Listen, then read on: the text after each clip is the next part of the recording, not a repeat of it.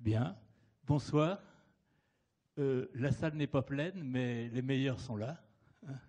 Voilà. Donc, je vais faire une courte introduction, simplement pour vous dire bonjour, et pour vous rappeler que notre soirée, le thème, c'est peut-on annuler la dette? Regard croisé en Grèce, en Espagne et en Équateur. C'est organisé par le collectif de soutien au peuple grec. Vous avez sur les affiches la liste des membres de ce collectif. Et tout d'abord, merci à vous d'être venus. Votre présence, c'est déjà une forme de soutien au peuple grec et au peuple en général, qui sont soumis aux mécanismes financiers qui conduisent à la dette. Guillaume Duval, rédacteur en chef d'Alternative économique, va introduire la soirée pour nous faire comprendre les mécanismes et les enjeux et aussi les effets de la dette. Ensuite, on aura un exposé qui sera fait par Gaulas Vangelis, qui est le représentant à Paris de Syriza, mais il se présentera peut-être plus tout à l'heure.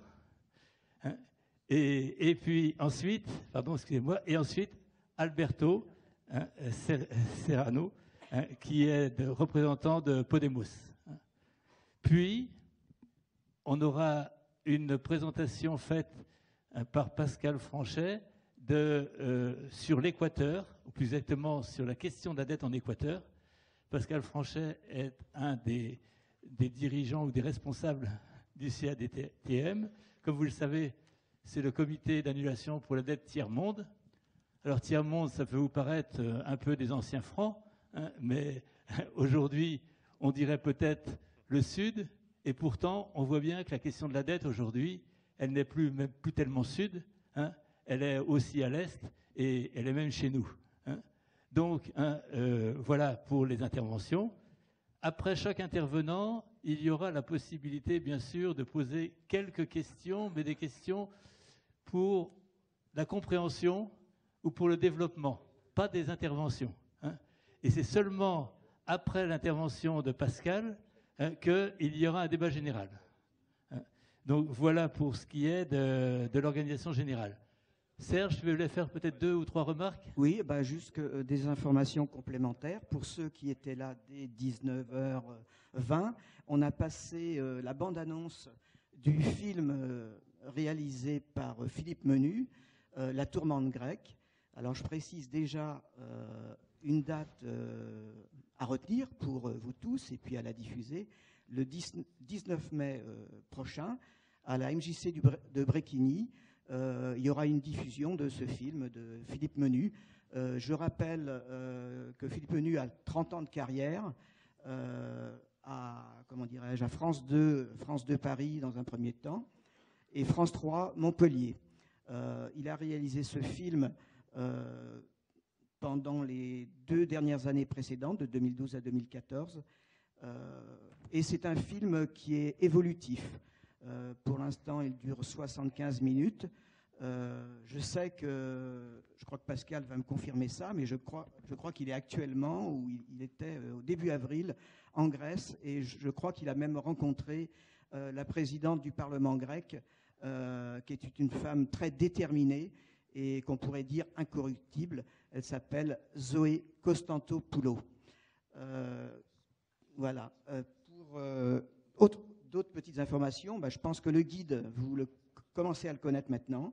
Il est en diffusion à la table de presse, édité par le CAC, pas le CAC 40, le comité pour un audit citoyen de la dette publique. Je précise également que notre ami de Syriza, Vangelis Goulas, nous a amené des petits bons de soutien qui le diffusent pour justement Syriza. Voilà. Je pense que j'ai à peu près tout dit. Je n'ai rien oublié. Jean-Luc, tu peux me confirmer que j'ai rien oublié?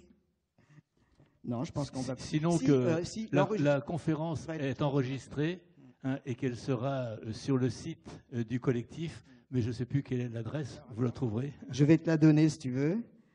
C'est assez long.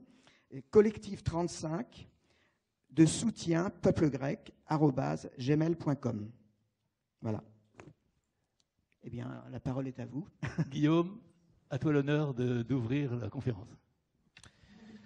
Bonsoir et tout d'abord, merci à Jean-Luc Pichon, au collectif de soutien à la Grèce et au CRIDEV de nous avoir associés à cette démarche. C'est bien volontiers qu'on participe donc à cette soirée et à ce combat.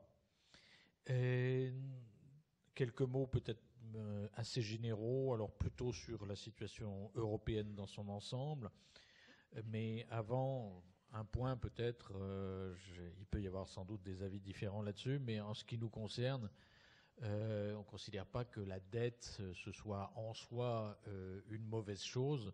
Le fait qu'il y ait de la dette et du crédit, sa contrepartie dans nos sociétés, dans nos économies, c'est-à-dire qu'on fasse des paris sur l'avenir, qu'on puisse faire des paris sur l'avenir, avoir de l'argent avant d'avoir réalisé des choses, etc., c'est plutôt un progrès et quelque chose qui, en soi, n'est pas forcément problématique. Ce qui est effectivement problématique, c'est le surendettement des personnes privées, et en ce qui nous concerne, en ce qui concerne notre débat de ce soir, le surendettement des États.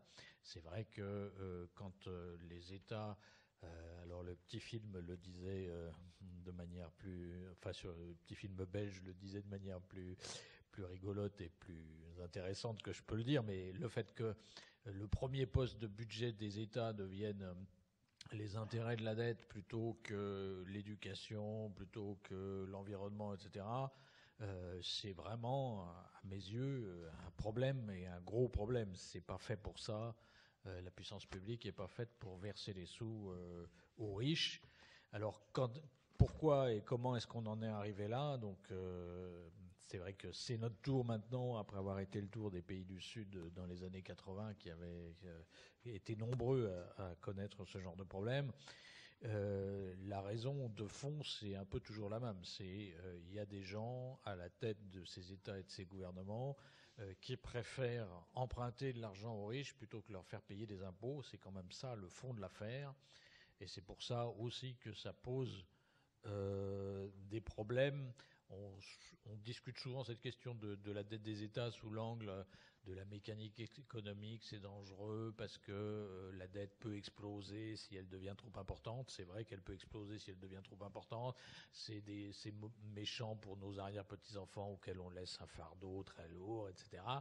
Le problème de fond, il est d'abord avant tout social et politique, c'est que les gens qui laissent filer la dette publique, c'est avant tout les gens qui préfèrent emprunter de l'argent aux riches plutôt que leur faire payer les impôts. C'est la droite italienne pendant tout l'après-guerre, la démocratie chrétienne italienne, c'est Berlusconi en Italie, c'est Balladur et Sarkozy en France, c'est ces gens-là, c'est Bush aux États-Unis, c'est Reagan aux États-Unis, c'est ces gens-là qui entassent de la dette publique parce qu'ils préfèrent emprunter de l'argent aux riches que de leur faire payer des impôts. Alors c'est vrai qu'en ce qui concerne l'Europe, il y a en plus une contrainte très forte qui s'est introduite, notamment avec ce qu'on appelle l'acte unique et le marché unique. Donc l'acte unique, c'était en 1986, le marché unique, c'est à partir du début des années 90. Quand en Europe, on a libéralisé les flux financiers sans pour autant établir d'harmonisation fiscale. Et donc, ce qui devait se produire s'est produit, c'est-à-dire qu'il y a un certain nombre de paradis fiscaux, donc le Luxembourg, l'Irlande, etc., qui ont fait ce qu'il faut en termes de fiscalité, d'abaissement de la fiscalité pour attirer les riches et les entreprises et les bénéfices des entreprises dans un contexte où les autres ne pouvaient rien dire, puisque c'était, théoriquement en tout cas, comme ça que c'était prévu que ça se passe. Donc ça a entraîné dans toute l'Europe une pression très forte sur les impôts des riches et les impôts des bénéfices des entreprises. Les impôts des bénéfices ont en gros été divisés par deux en termes de taux depuis 25 ans. Les impôts des riches, je ne sais pas si vous vous souvenez, mais on a vécu tous avec des taux marginaux de l'impôt sur les revenus. Donc le taux marginal, c'est la partie qu'on paye d'impôts sur les revenus les plus élevés qu'on touche, sur la partie finale des revenus les plus élevés qu'on touche. En France, c'était supérieur à 65% jusqu'en 1983. Aux États-Unis, c'était supérieur à 80% jusqu'à la fin des années 70. Donc on a vécu pendant très longtemps avec des taux comme ça, et aujourd'hui, ces taux sont divisés par 2 aussi, en général. Donc une pression très forte à la baisse des impôts à la fois sur les riches et sur les bénéfices, qui se traduit logiquement par des difficultés supplémentaires pour les États et l'entassement de dette publique pour les États. Une situation qui est fortement aggravée dans la crise pour ce qui nous concerne, mais pas du tout parce que les États ont fait des bêtises, mais simplement parce que les États ont été obligés, au moment de la crise, de prendre à leur compte de la dette privée qui avait été accumulée de manière trop importante, notamment en Irlande, notamment en Espagne, etc., parce qu'on avait laissé gonfler une bulle immobilière dingue. Ça s'est transformé en dette publique dans la crise, et c'est vraiment ça qui fait le problème de la dette publique aujourd'hui dans la plupart des pays d'Europe, parce que les États n'ont pas voulu, c'est vrai que c'est compliqué, en tout cas, laisser tomber les banques, et parce que ça risquait d'entraîner l'ensemble de l'économie réelle, de bloquer l'ensemble de l'économie réelle au moment de la crise. Mais quand on nous raconte aujourd'hui que l'histoire de la crise de la zone euro, c'est les bêtises de la gestion des finances publiques avant la crise, c'est totalement du bidon. C'est-à-dire que les pays qui étaient des modèles de gestion des finances publiques avant la crise en Europe, c'était l'Irlande, c'était l'Espagne, c'était les pays qui avaient très peu de déficit et très peu de dettes. L'Allemagne, par contre, n'était pas du tout un modèle de gestion des finances publiques avant la crise. Sur les 12 premières années de la zone euro, l'Allemagne a dépassé les 3%, enfin le critère de 3% de déficit pendant 7 ans, et notamment pendant toute la période Schröder, dont on nous vante les mérites aujourd'hui. Schröder, c'est un type qui a beaucoup plus mal géré les finances publiques allemandes que Jospin les finances publiques françaises quand il était au pouvoir en France. Jospin a fait baisser le taux d'endettement public par rapport au PIB en France, pendant que Schröder, lui, il ajoutait 400 milliards d'euros à la dette publique allemande. C'est pas tout à fait autant que Sarkozy, 700 milliards, mais c'est quand même dans la même catégorie. Donc, l'Allemagne avait aussi, avant la crise, dépassé le critère des 60% de dette publique pendant 11 ans sur 12. Donc, c'était pas du tout un modèle. Les modèles avant la crise, c'était l'Irlande, c'était l'Espagne. Ce qui s'est passé, ce qui fait qu'on en discute comme ça aujourd'hui, qu'on se raconte l'histoire, que les Allemands se racontent l'histoire, mais pas eux seuls, que c'est à cause des finances publiques qu'il y a eu la crise de la zone euro et que c'est pour ça qu'il faut renforcer les contraintes, les règles, etc.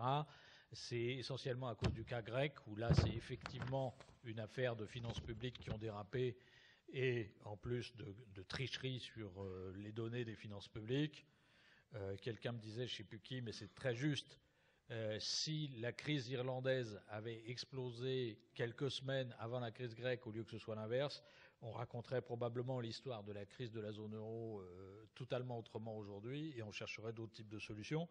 Mais donc cet arbre grec cache la réalité de la cause des problèmes dans la zone euro, qui sont avant tout la question de l'endettement privé et avant la crise, mal maîtrisé. Alors, aujourd'hui, il se passe pas mal de choses sur le terrain d'une des causes profondes de cette crise des finances publiques, qui était le développement des paradis fiscaux. Donc, le secret bancaire est en train d'être levé au sein de l'Union européenne. Ça devrait être le cas en 2017. C'est pas du tout les Européens qui ont fait ce qu'il faut pour ça. Si on arrive à lever le secret bancaire et à casser le secret bancaire suisse en particulier, c'est surtout grâce aux Américains. C'est parce que c'est eux qui ont fait le sale boulot, qui se sont fâchés avec UBS, etc. Et nous, on bénéficie de ça, mais on n'a pas été capable de faire ce qu'il faut avant. Mais enfin, en tout cas, c'est fait. Mais ceci dit, lever le secret bancaire, c'est pas le bout du bout. C'est-à-dire que ça donne les informations, mais ça donne toujours aucune harmonisation fiscale sur les revenus des riches, etc. On peut toujours aller mettre son argent dans un paradis fiscal et payer moins d'impôts qu'en France. C'est toujours légal. Et il y a toujours des gens qui iront en Belgique, comme le montrait le film, pour cacher leur fortune, etc., etc. L'autre truc sur lequel il faut qu'on avance, et là c'est beaucoup moins avancé, c'est évidemment sur les bénéfices des entreprises.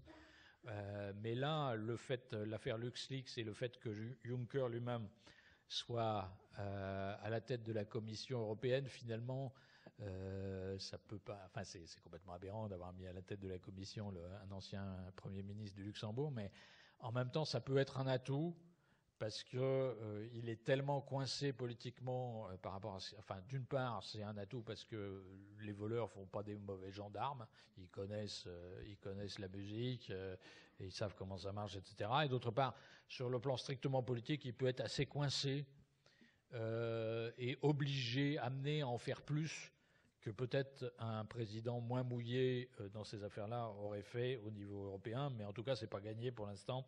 Il y a beaucoup de travail, mais il se passe des choses, y compris sur les bénéfices des entreprises, notamment au niveau de l'OCDE, y compris à l'échelle internationale, etc. Mais tout dépend évidemment de la pression qui sera mise. Alors, pour autant, la question de la dette n'est pas du tout réglée en Europe, comme vous le savez, c'est pour ça qu'on est là ce soir. Essentiellement parce que les politiques qui sont menées aujourd'hui en Europe ne sont pas de nature à pouvoir les régler. Pourquoi ? On a fait des choses. Si on avait dit au début 2010 à Mme Merkel qu'on mettrait en Europe un fonds de 700 milliards d'euros pour venir en aide aux pays en difficulté éventuellement, que la Banque centrale européenne dirait s'il y a de la spéculation, j'achète toutes les dettes d'un État jusqu'à ce qu'on arrête la spéculation. Si on lui avait dit qu'on mettrait une union bancaire, que les grandes banques seraient contrôlées au niveau européen et plus au niveau des États, je ne sais pas si elle aurait explosé de rire ou de colère, mais en tout cas, je suis sûr qu'au début 2010, elle était persuadée que rien de tout ça ne pourrait se faire tant qu'elle était vivante, et ça a été fait, donc c'est non négligeable, mais pour autant, ça ne résout absolument pas nos problèmes. Pour une raison particulière, c'est que le prix politique qu'il a fallu payer pour ça, ça a été de renforcer le carcan budgétaire qu'on mettait en place parallèlement, et que ça aboutit au résultat que vous connaissez, qui est ce que les économistes appellent, pour définir la politique qui est menée au niveau d'une zone géographique, les économistes utilisent un mot qui est le policy mix. C'est l'assemblage que forme la politique monétaire menée par la Banque centrale d'une part et les politiques budgétaires menées par les États d'autre part. Donc le policy mix européen, aujourd'hui, c'est un policy mix de fou. Vous avez une banque centrale qui a abaissé beaucoup ses taux d'intérêt, qui prête beaucoup d'argent à des taux très bas aux banquiers, aux spéculateurs. Donc une banque centrale qui, en gros, subventionne sur fonds publics les banquiers et les spéculateurs, pendant que parallèlement, par le biais des États, on demande aux gens ordinaires de se serrer très fort la ceinture en augmentant les impôts en même temps qu'on baisse les dépenses publiques. Alors c'est totalement invendable socialement et politiquement. Enfin, le fait que les gens n'acceptent pas ça, trouvent ça insupportable, c'est tout à fait clair et c'est normal. Mais ça aboutit aussi à des résultats électoraux que vous connaissez, ou même en Bretagne, je pense maintenant, le FN commence à faire des scores. Et d'autre part, sur le plan strictement économique, c'est parfaitement inefficace. C'est-à-dire qu'il y a de l'argent, il y a sûrement des gens dans cette salle qui ne seront pas d'accord avec ce que je vais dire, mais il y a beaucoup de gens qui disent le problème, ce n'est pas le coût du travail, c'est le coût du capital qui est trop cher. C'est du pipeau. Je veux dire, le capital n'a jamais été aussi peu cher qu'aujourd'hui. Il est abondamment disponible à des taux très bas. Le problème, c'est que quand vous obligez les gens ordinaires à se serrer très fort la ceinture, ils ne consomment pas. Comme en plus vous mettez en cause l'état social, ils pensent que quand leurs enfants iront à l'université, il faudra payer vachement plus cher, que quand ils seront malades, ils seront moins bien remboursés, que quand ils partiront en retraite, ils auront une toute petite retraite. Donc ils mettent de l'argent de côté encore plus qu'avant. Donc ça ralentit encore plus l'économie. Comme les gens ordinaires ne consomment pas et n'investissent pas, n'achètent pas de maison, etc., les entreprises n'ont aucune raison non plus d'investir. Et donc, ce fric qui est disponible en grande quantité et pas cher, il sert juste à une chose, c'est gonfler à nouveau des bulles spéculatives sur les marchés financiers ou déstabiliser les pays du Sud parce que les gens les utilisent pour... ils prennent l'argent pas cher de la BCE pour aller spéculer au Brésil, etc., où ça leur rapporte plus. Donc voilà, on en est là. Et non seulement c'est inefficace économiquement pour relancer l'activité, mais c'est aussi totalement inefficace vis-à-vis de la question de la dette. On fait ça théoriquement pour abaisser la dette publique en Europe et ça ne marche pas du tout. Alors le cas grec, on y reviendra, est le plus illustratif de ça. Donc ils avaient 110% de dette publique avant la crise, ils en ont 75% aujourd'hui, bien qu'on ait déjà annulé 120 milliards d'euros de dette il y a 2 ans, et ça continue à grimper. Mais c'est pareil pour tout le monde. Hein. C'est-à-dire que ça fait 3 ans que les États-Unis s'endettent moins que l'Europe, que la zone euro, en termes de points de PIB de dette publique supplémentaires. Et pourtant, les États-Unis, ils ont 2 fois plus de déficit que nous. Donc, ils ont 4% de déficit. Nous, on en a 2% aujourd'hui au niveau de la zone euro. Simplement, les États-Unis, avec la politique économique qu'ils mènent, ils ont un peu de croissance et un peu d'inflation, ce qui fait qu'au bout du compte, ils s'endettent moins que nous.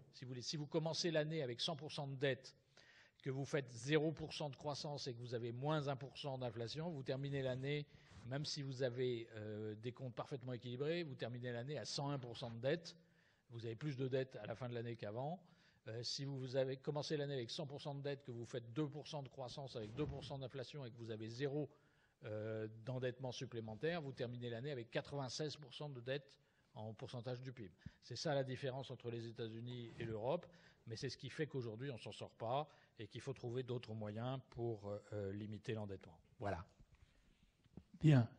Sur ce premier regard, est-ce que vous avez 1 ou 2 questions? Je dis bien des questions.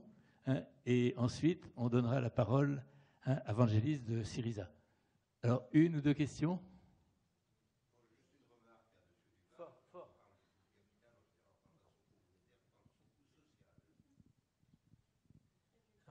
Tu vas répéter ta question dans le micro, parce que tout le monde n'a pas entendu, s'il te plaît. Oui. Quand on parle du coût du capital, on ne parle pas de son coût monétaire, on parle de son coût social. D'accord. Oui. OK. Et est-ce qu'il y a une question ou 2? Oui. Il est plus rapide que moi.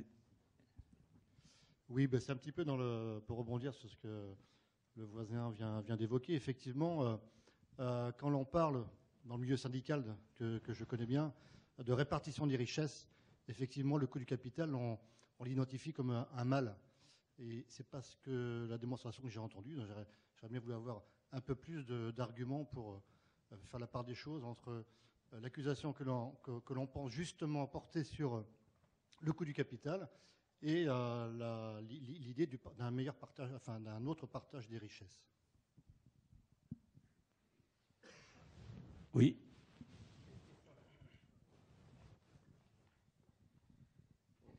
C'est une petite remarque qui viendrait plutôt à soutenir les propos de M. Duval. La dette a pour contrepartie un crédit, forcément. Donc le problème, on ne peut pas dire que la dette est mauvaise et demander à ce que les crédits soient merveilleux, puisque c'est ça qui permet de faire les choses. Hein, je vous rappelle, un crédit, c'est de l'argent tout de suite contre de l'argent plus tard. Et donc ça permet de jouer sur le temps et de faire les choses avant. Sinon, on pourrait les mettre au calendrier grec, c'est le cas de le dire. Donc le problème, il n'est pas tellement le fait de faire des dettes que de savoir à quoi ça sert, ce que l'on en fait. Or, il s'avère que actuellement, compte tenu de toutes les réformes financières qui ont été faites il y a 20 ans, on a développé un système financier, comme vous l'avez dit, qui est non seulement libéral, mais spéculatif. Et donc, si on regarde d'ailleurs les États, la façon dont les produits bancaires sont distribués, je crois que la partie consacrée à l'économie réelle, est minoritaire. Vous allez peut-être me préciser éventuellement. Voilà, Merci. c'est tout. Merci. Une dernière question? Oui? C'est moi qui me déplace.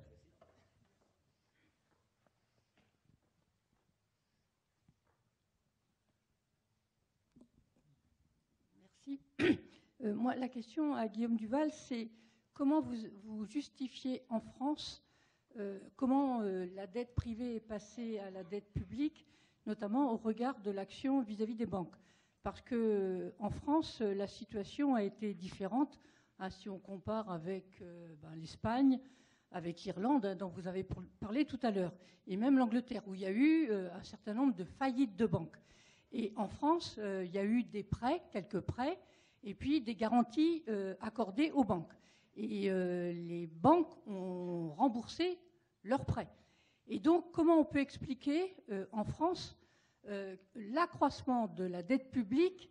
Alors, moi, je veux bien entendre l'argument de la baisse, hein, au niveau développement économique et tout ça, mais comment on peut justifier l'évolution de la dette publique en France au regard de la responsabilité des banques, qui est quand même pas la même si on compare avec d'autres États.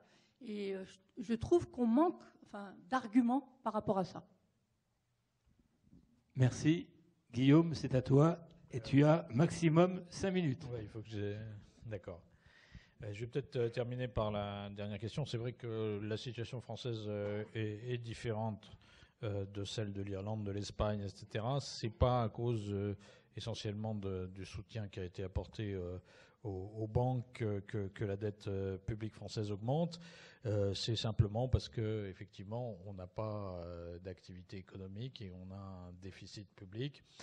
Ceci dit, le niveau d'augmentation de la dette publique française n'est pas non plus parmi les plus élevés en Europe, hein. Je veux dire, la dette publique britannique a augmenté beaucoup plus que la dette publique française dans la crise. Le problème, c'est le niveau qu'on avait était déjà important avant la crise. On n'avait pas fait ce qu'il faut avant la crise pour essayer de la réduire, parce que les gouvernements, depuis le début des années 2000, en France, avaient donné la priorité de gauche comme de droite, hein, c'était Fabius qui avait commencé en 2000-2001, avait donné la priorité à la baisse des impôts pour les riches et à la baisse des impôts pour les entreprises, hein. Donc c'était ça, mais sinon c'est vrai qu'il n'y a pas eu de dérive massive des finances publiques françaises dans la crise elle-même.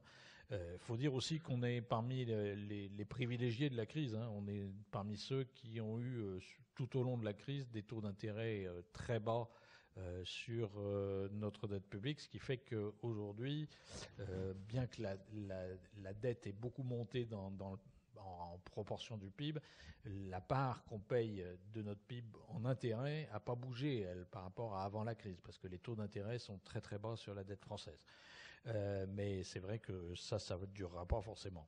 Mais en tout cas, c'est pas ça l'explication pour la France de la montée de la dette, c'est les difficultés qu'on a. Mais c'est vrai que quand vous prenez le pacte de stabilité, le pacte de responsabilité, pardon, quand on donne 43 milliards d'euros, chaque année, hein, quand on s'engage à donner 43 milliards d'euros aux entreprises, après, il ne faut pas s'étonner si on a du mal à réduire les déficits et si l'endettement augmente, hein.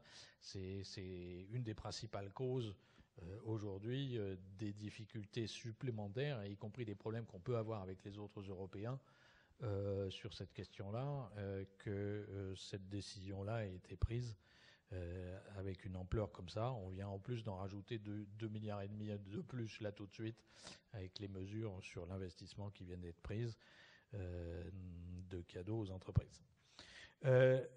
Donc sur...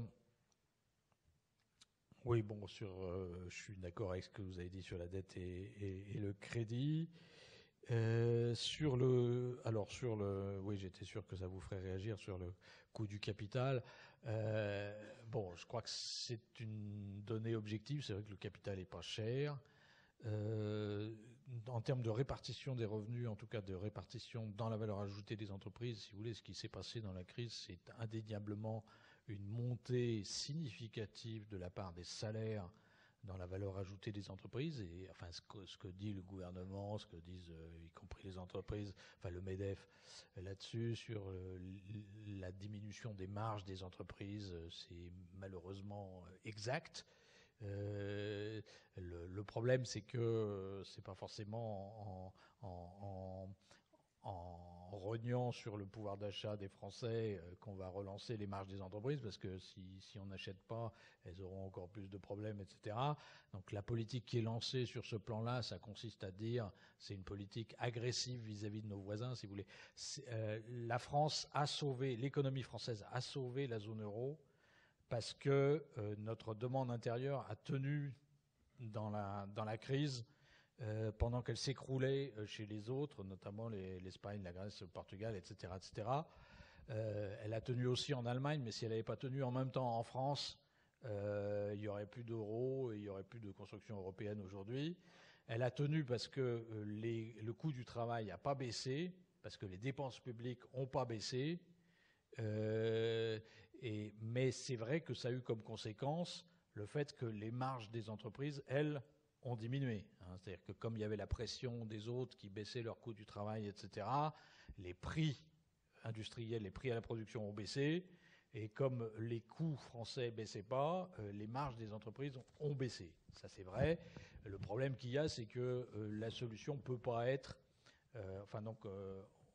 on s'engage aujourd'hui, la politique, c'est de s'engager aujourd'hui dans la course au moins-disant social où les autres nous ont précédés. Le problème, c'est que ça peut être une solution ni pour la France ni pour l'Europe. Ça va juste aboutir au fait qu'on réduise la demande intérieure française. Alors peut-être que la demande espagnole va se redresser un peu, etc. Mais ça ne va pas suffire. Donc on s'engage avec le pacte de responsabilité pour rétablir les marges des entreprises dans la course au moins-disant social où les autres sont engagés avant nous. Je pense que ça ne peut pas résoudre le problème français ou européen. Mais en tout cas... le fait que la part des salaires est augmentée dans la valeur ajoutée dans la crise et de manière très significative est malheureusement exact. Et le fait que le coût du capital soit très bas est aussi exact. Il y a après des problèmes de pouvoir dans l'entreprise qui sont très mal réglés en France. Je fais partie de ceux qui se battent à longueur de temps pour qu'on adopte en France des règles du type de la codétermination allemande. C'est-à-dire que donner beaucoup plus de pouvoir aux représentants des salariés, donner des postes aux représentants des salariés dans les conseils d'administration, c'est 50-50 en Allemagne, entre les représentants des actionnaires et les représentants des salariés. Je crois que c'est ça, il faut le faire, mais ce n'est pas une question aujourd'hui effectivement de coût économique du capital, c'est une question de pouvoir dans l'entreprise qui est mal réglée. Merci.